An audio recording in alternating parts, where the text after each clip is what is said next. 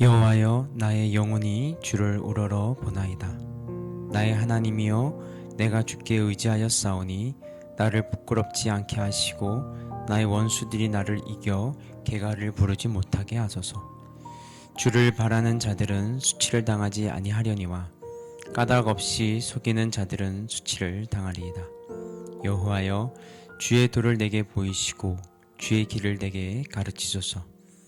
주의 진리로 나를 지도하시고 교훈하소서. 주는 내 구원의 하나님이시니 내가 종일 주를 기다리나이다.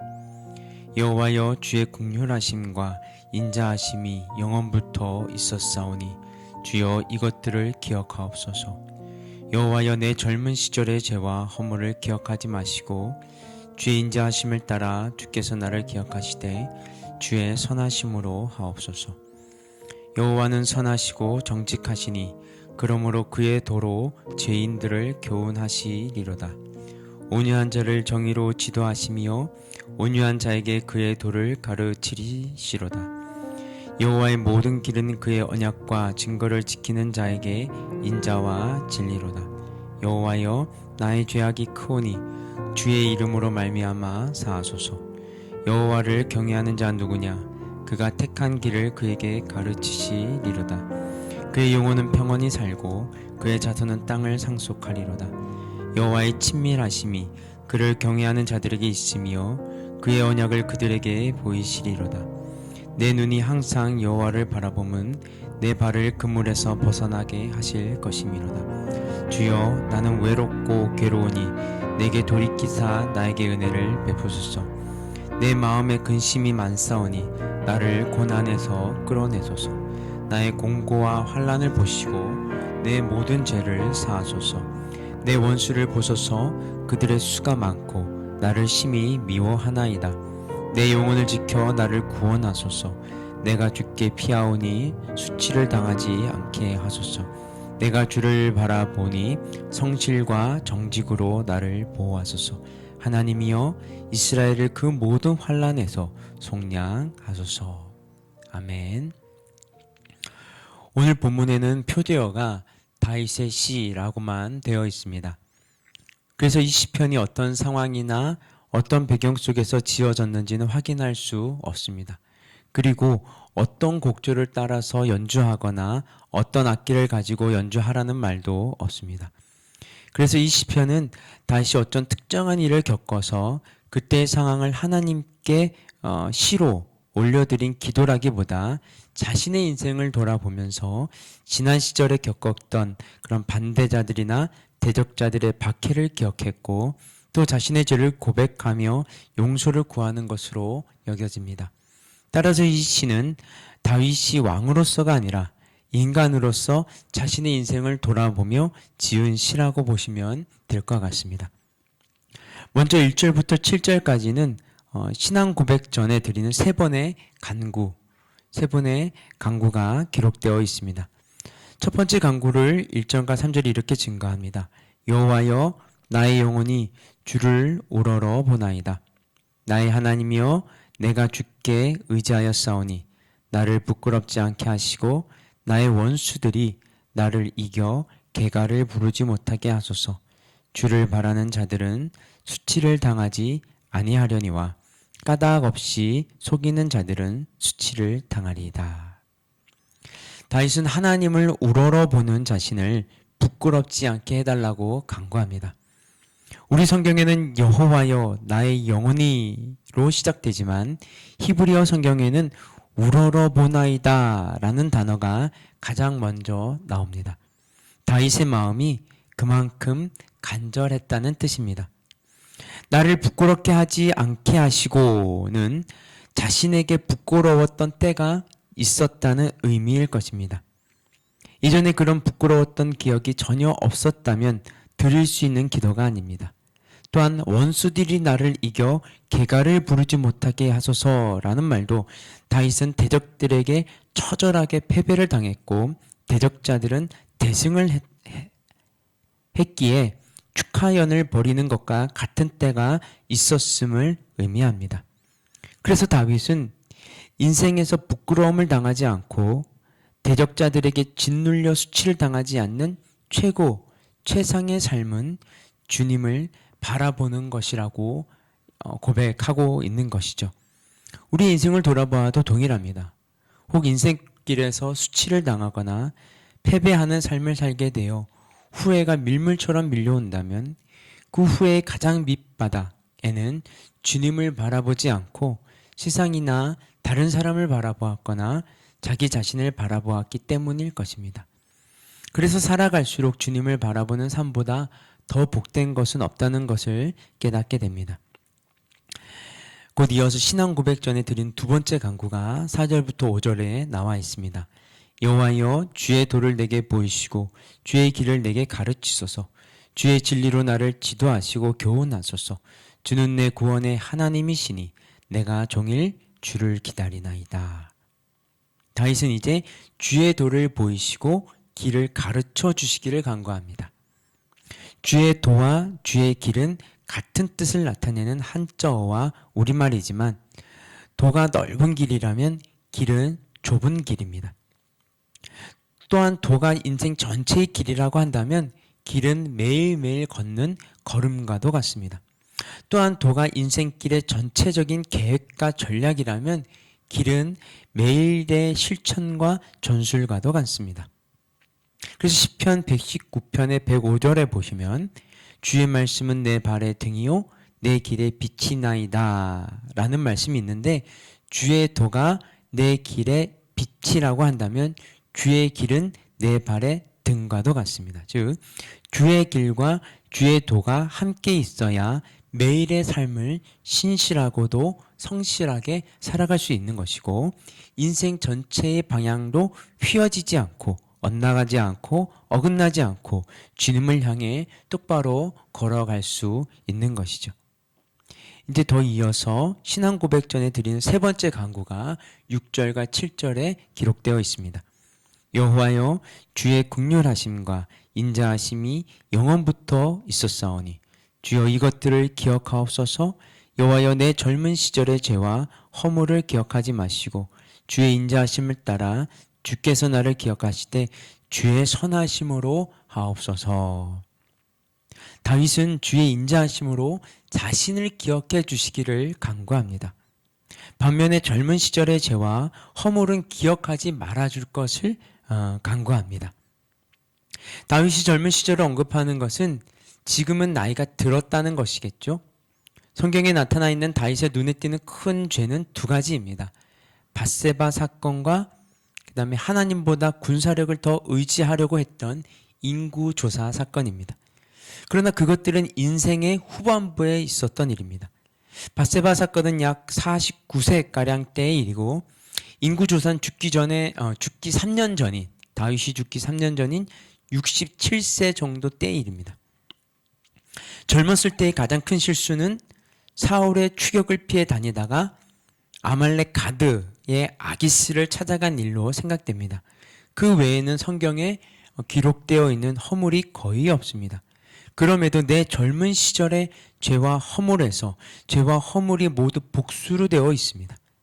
다윗이 자신의 인생을 돌아보니까 사람들은 잘 몰라도 하나님 앞에서 지은 죄와 미끄러진 허물이 정말 많다는 것이 생각났기 때문일 것입니다. 여러분, 젊은 시절의 가장 큰 장점 가운데 하나는 가능성일 것입니다. 나이가 든 사람보다 훨씬 더 큽니다. 물론 선해질 가능성도 크고 악해질 가능성도 큽니다. 반면에 젊은 시절의 가장 큰 약점은 경험 부족에서 오는 미숙함입니다. 그래서 실수가 많습니다. 우리가 각자의 삶을 돌아보아도 동일하지 않습니까? 우리에게도 젊은 시절에 미숙함이 있었습니다. 그것을 하나님께서 기억하지 말아 주시기를 바라는 것은 다윗의 기도만이 아니라 우리의 기도이기도 합니다. 그래서 늘 주님의 말씀에 매여 순종하는 삶이 가장 바른 삶일 뿐만이 아니라 가치 있는 삶인 것이죠. 이제 8절부터는 다윗이 하나님의 선하심과 인자하심에 대한 신앙을 고백합니다. 8절 보시면요. 여호와는 선하시고 정직하시니 그러므로 그의 도로 죄인들을 교훈하시리로다. 하나님은 선하고 정직하시다라고 고백합니다. 선하다는 것은 좋다, 후하다는 뜻이고 정직하다는 것은 올바르다라는 뜻입니다. 하나님이 좋고 후하시기만 하시다면 우리는 응석배기가 될 가능성이 많습니다. 또한 하나님이 바르기만 하신 분이시라면 하나님은 가까이 하기에 한없이 어려운 분으로만 여겨질 것입니다. 그러나 하나님은 좋으시고 바르신 분이십니다. 그래서 우리가 하나님을 가까이 하면 할수록 우리는 날로 새로워질 것입니다. 그래서 8절, 9절, 12절에 반복해서 가르치다라는 말이 나옵니다. 하나님께서는 언제나 말씀을 통해서 우리를 일깨워 주시는 분이십니다. 그것이 사실인 것은 우리가 하나님을 가까이 하기만 하면 반드시 확인하게 됩니다. 그래서 하나님을 가까이 하는 사람들에게 어떤 복이 있는지를 14절, 15절 보십시오. 여호와의 친밀하심이 그를 경외하는 자들에게 있으며 그의 언약을 그들에게 보이시로다. 내 눈이 항상 여호와를 바라보면 내 발을 그물에서 벗어나게 하실 것이미로다. 친밀함은 대화하다, 친밀한 교제를 나누다의 뜻입니다. 특히 한 가족이 식탁에서 나누는 대화를 뜻합니다. 바로 가족 간의 대화에는 두 가지의 큰 특징이 있습니다. 첫 번째는 친밀함입니다. 업무 관계에 있거나 친구들과 함께 식사할 때가 있습니다. 그때도 대화를 나누거나 함께 웃을 수 있지만 그때는 상대를 웃게 만들기 위해서 이야기를 만들어야 할 때도 있고 또 우습지 않은 이야기에도 웃어주어야 할 때도 있습니다. 하지만 가족들은 다릅니다. 아주 작은 일에도 함께 웃습니다. 상대를 웃게 만들기 위해서 연습하지 않아도 됩니다.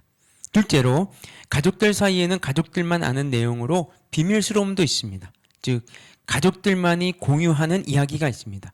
가족들에게는 자신이 가지고 있는 연약함을 말하고 도움을 요청할 수도 있습니다. 그것이 더욱 가족을 가족되게 만들어주고 깊은 유대감을 만들어줍니다. 밖에서는 누릴 수 없는 것들이죠.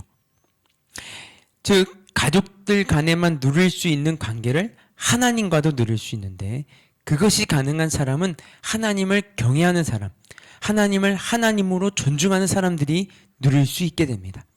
하나님을 하나님으로 존중하는 사람이 하나님을 아버지로 여기게 되고 자신은 하나님의 자녀가 됨을 알기 때문인 것이죠.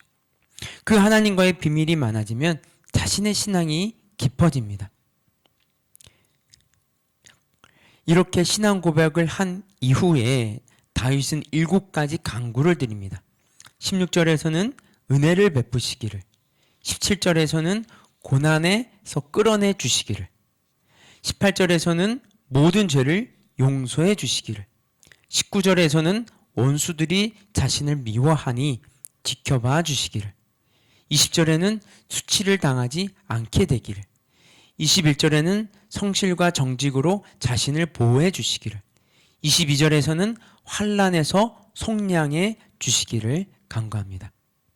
그 중에서 16절, 18절이 이렇게 증거합니다. 주여, 나는 외롭고 괴로우니 내게 돌이키사 나에게 은혜를 베푸소서. 내 마음에 근심이 많사오니 나를 고난에서 끌어내소서. 나의 공고와 환난을 보시고 내 모든 죄를 사하소서. 다윗은 자신의 실상을 바라보며 돌이켜 주셔서 은혜를 베푸시기를 간구하고 있습니다. 사람들은 하나님이 없이도 충분히 잘 살 수 있다고 자신하며 하나님께 등을 돌린 채 살다가 하나님이 없이는 도저히 살 수 없는 지경에 이르렀을 때 이 고백을 합니다. 즉 등은 자신이 돌렸는데 시간이 지나고 나면 하나님께서 등을 돌리고 계신 것처럼 느껴집니다. 그래서 돌이켜 주시기를 간구합니다. 그러나 다시 하나님 향해 살다 보면 하나님은 여전히 그 자리에 계시고 자신이 하나님을 외면하며 살았던 것을 깨닫게 됩니다. 또 마음에 근심이 많다는 것은 외적인 짓눌림으로 인해서 마음에 있는 길이 좁아졌다는 것을 의미합니다. 즉 자신의 마음의 길이 본래는 왕복 8차선 고속도로와 같았는데 마음의 길가에 쌓이는 짐으로 인해서 지금은 골목길과 같다는 것이죠. 그렇게 된 이유를 다윗은 자신이 당하는 공고와 환난이 자신의 죄와 상관 있음을 고백하며 죄를 사하여 주시기를 간구합니다. 그래야 대적자들로부터 조롱과 수치를 당하지 않기 때문인 것이죠. 그리고 다윗은 이렇게 되기를 간구합니다. 21절 보시면요. 내가 바라오니 성실과 정직으로 나를 보호하소서. 이 말씀은 하나님께서 하나님의 성실과 정직으로 자신을 보호해 주시기를 바란다기보다는 자신의 인생이 성실의 길과 정직의 길로 가도록 그 길로 갈 수 있도록 자신을 지켜달라는 의미입니다. 그래서 세번역 성경은 이렇게 표현합니다. 완전하고 올바르게 살아가도록 지켜주십시오. 주님, 나는 주님만 기다립니다. 이러한 간구를 드린 다윗은 자신의 간구대로 한평생 성실과 정직으로 살았습니다. 그것이 다윗과 우리의 다른 점입니다. 1000번제를 드린 솔로몬 왕에게 하나님께서 우리에게 무엇을 줄까 말씀하셨을 때 솔로몬이 떠올렸던 것은 아버지 다윗의 삶과 신앙이었습니다. 그때 솔로몬이 주의 종된 아버지 다윗이 성실과 공의와 정직한 마음으로 주와 함께 주 앞에서 행함으로 주께서 그에게 큰 은혜를 베푸셨고 라고 말했습니다. 아들 솔로몬이 보기에도 아버지 다윗은 성실과 정직으로 살았던 것입니다. 하나님께서 우리에게 원하시는 것은 바로 이러한 간구일 것입니다. 정말 주님께서 우리가 완전하고 올바른 길을 가도록 우리를 지켜주십시오. 우리가 주님이 없이는 이런 삶을 살아갈 수가 없습니다. 라는 간구인 것이죠. 오늘 말씀으로 한마디로 다시 정리하면 하나님께 매여 있는 것보다 더 복된 인생은 없다라는 것입니다.